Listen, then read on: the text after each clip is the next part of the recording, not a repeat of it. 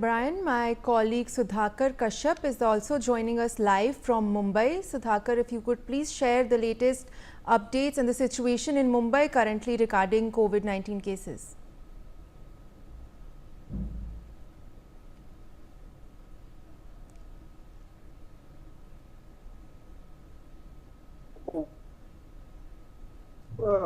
Covid के patient है वो दिन ब दिन बढ़ रहे हैं। रोज जो है वो 84 90 ऐसे बढ़ रहे हैं। मुंबई में कल जो आंकड़ा था बढ़ने का 84 था, उसमें मुंबई में 32 थे, पुणे में 19 थे और कोल्हापुर, कल्याण, डोंबिवली ये जगह पे भी पेशेंट जो है तो कोविड के बढ़ रहे हैं और इसके लिए प्रशासन पूरा काम कर रही है। प्रशासन ने जो स्पेशल वार्ड बनाए, आइसोलेशन वार्ड बनाए हैं और एक टीम भी बनाई है और ये टीम पूरा काम कर रही है। Alvika? All right, thank you, Sudhakar. We also have Rainik Datta joining us live from Kolkata. Rainik, please share with us, take us through the latest situation in West Bengal regarding the spike in COVID-19 cases. देखिए, पश्चिम बंगाल में पिछले 7 दिनों में करीब 30 cases सामने आया है, 30 active cases सामने आए हैं, जिसमें 90 के ऊपर एक्टिव केसेस अभी पश्चिम बंगाल में है और जिसमें पिछले 24 आवर्स का अगर बात किया जाए तो पिछले 24 आवर्स में टोटल 7 एक्टिव केसेस रिपोर्टेड हुआ है। कोलकाता में अस्पताल में भर्ती है करीब 12 के ऊपर पेशेंट।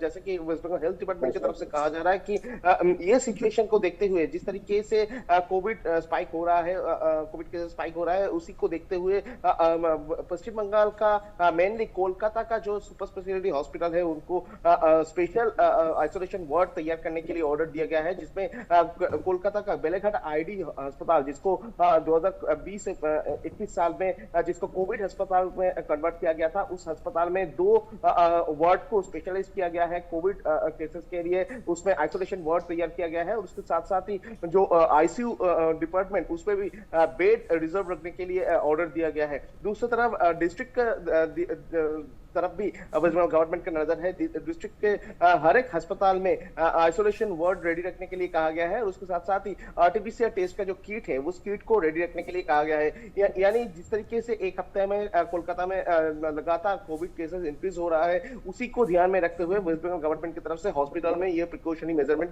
रखने के लिए बताया गया है। दूसरी तरफ अगर देखा जाए तो वेस्ट बंगाल गवर्नमेंट की तरफ से ये जो एक्टिव केसेस जिस एरिया से आ रहा है उस एरिया का डिस्ट्रिक्ट मजिस्ट्रेट के साथ बात किया गया है और उसके साथ ही जिस एरिया में सबसे मैक्सिमम केसेस रिपोर्टेड हुआ है उस जगह को क्वारंटाइन करने का ऑर्डर भी दिया गया है और उसके साथ साथ ही उस एरिया में स्पेशली मास्क पहनकर घूमे और सोशल डिस्टेंसिंग बरकरार रखे। इस तरीके का जो माइकिंग और इस तरीके का जो इंफॉर्मेशन वो स्प्रेड करने के लिए कहा गया है। यानी पश्चिम बंगाल में जिस तरीके से कोविड सिचुएशन है इसी को ध्यान में रखते हुए वेस्ट बंगाल गवर्नमेंट की तरफ से पूरा तैयारी करके रखा गया है और उसके साथ साथ ही ये भी ध्यान में रखा जा रहा है कि ये जो केसेस है और किसी भी तरीके से ना फैले, इसके ऊपर ध्यान दिया जा रहा है। All right, thank you, Rainik. We also have my colleague Raj Kiran joining us live from Hyderabad. Raj, if you could please take us through the situation in the city currently.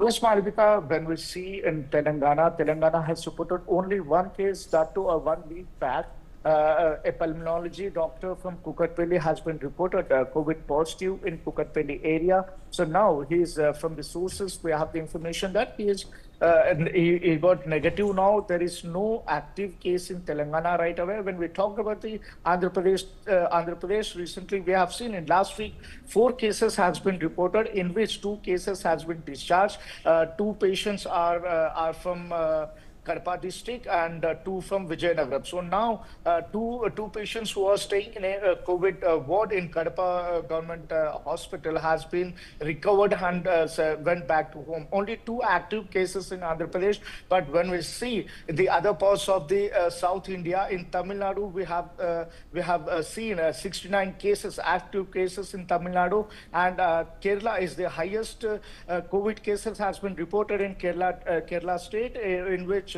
1,147. Only on last day, only in one day, 227 cases has been reported in Kerala, and the health department in Kerala has been strictly working on how to reduce the spike of this COVID cases, and all the arrangements have been made by the Kerala government. A special COVID wards and oxygen availability has been checked, and also the ICU beds has been there. So there is no need to panic for anything. This is what we heard from the Kerala medical department.